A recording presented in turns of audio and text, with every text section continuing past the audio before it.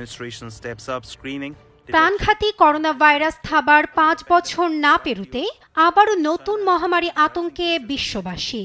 করোনার মতোই চীনে ছড়িয়ে পড়েছে আরেকটি ফ্লু জাতীয় ভাইরাস, যার নাম হিউম্যান মেটাপনিমো ভাইরাস বা HMPV।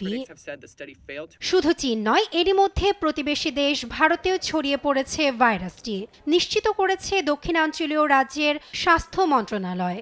আক্রান্ত 3 জনের মধ্যে 2 শিশু বেঙ্গালুরুতে ও অন্যজন আহমেদাবাদের। গণমাধ্যমে এ খবর ছড়িয়ে পড়ার পর আতঙ্কে দেশটির বাসিন্দারা।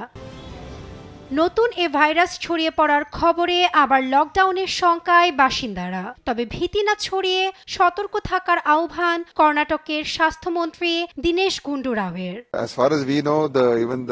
শিশুসহ যে সকল রোগী HMPV নিয়ে ব্যাপটিস্ট হাসপাতালে ভর্তি হয়েছেন তাদের লক্ষণ গুরুতর নয়, তারা খুব শীঘ্রই ছাড়া পাবেন। তাই আমাদের কোনো রকম ভীতি কিংবা সন্দেহ ছড়ানো উচিত নয়। Let us see.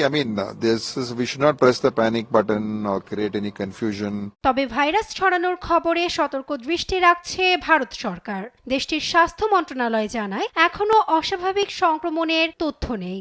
সন্দেহভাজন রোগীদের আইসোলেশনে রাখা সহ পর্যাপ্ত প্রস্তুতি রাখার নির্দেশনা দিয়েছে স্বাস্থ্য মন্ত্রণালয়।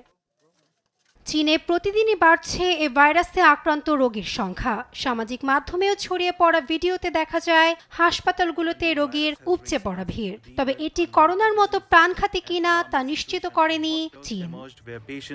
ভারতীয় গণমাধ্যম NDTVর বরাতে জানা যায়, HMPV হলো শ্বাসযন্ত্রের ভাইরাস, যা সর্দি কাশির মতো উপসর্গ দেখায়। তবে শিশু, বয়স্ক ও দুর্বল রোগ প্রতিরোধ ক্ষমতার অধিকারীদের জটিলতা সৃষ্টি করতে পারে ভাইরাসটি।